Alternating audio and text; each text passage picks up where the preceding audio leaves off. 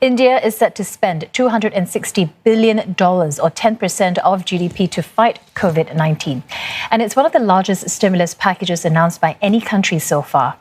A key focus will be to boost local brands and make them globally competitive.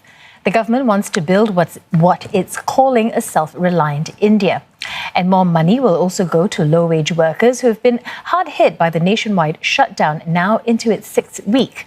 And despite the lockdown, India is battling a surge in infections, taking its total to more than 70,000.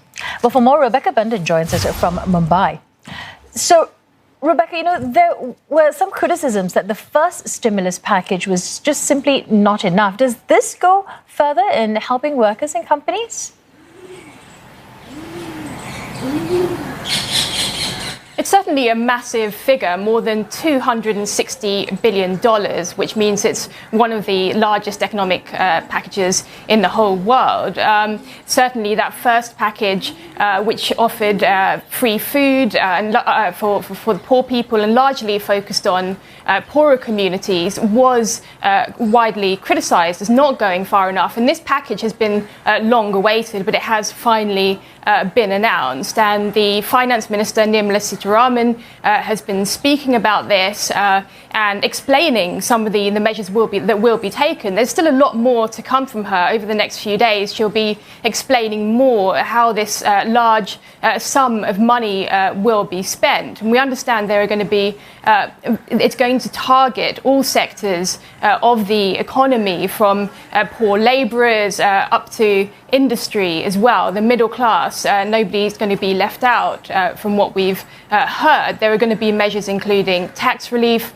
Sectors including real estate are going to benefit. The finance minister also has announced that there are going to be automatic loans for medium and small businesses. This will come as a relief because it really has been a very challenging time for businesses and the Indian economy over the past few weeks, with the lockdown in place, which saw the economy virtually coming to a standstill. A lot of people have lost their jobs. India's seen its unemployment rate surge.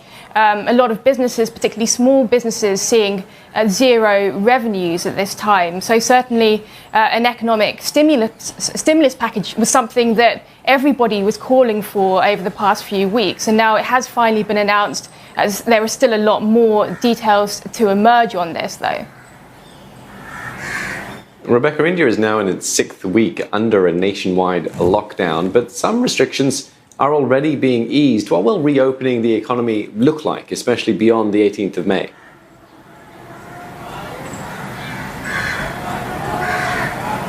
Yes, that's right. From Narendra Modi, Indian Prime Minister's speech last night, it seems that the next phase of the lockdown will have more relaxations. It's going to look very, very different. And even in this third phase, we've seen a number of relaxations come into effect, and many people being allowed to return to work, although there still is a nationwide lockdown in place, and there are still a lot of restrictions in terms of travel and the number of people that can work in offices and so on. And in Mumbai, which has seen the highest number of confirmed cases, really there hasn't been as many relaxations as we've seen in some other parts of the country which have fewer cases. But it's been interesting that the government has really now been talking about this self-reliant India. So when India does open up, what it does want to see is India becoming more self-reliant, meaning it's less dependent on the global economy. So it wants to raise the status of Indian brands, for example. It wants more manufacturing to take place in India. And there's the example that India has started to make more masks and ventilators and so on for the coronavirus pandemic. So across all industries, though, India wants to be manufacturing more and become less dependent on other countries for its goods and so on. So this is really going to be a focus now as India goes forward. The government, both Narendra Modi, the Prime Minister, and the Finance Minister, Nirmala Sitharaman, are really talking about this self-reliant India, where India now has an opportunity to really try to refocus and concentrate on becoming less dependent on world trade, for example. Okay, many thanks for that update. Rebecca Bundan speaking to us from Mumbai.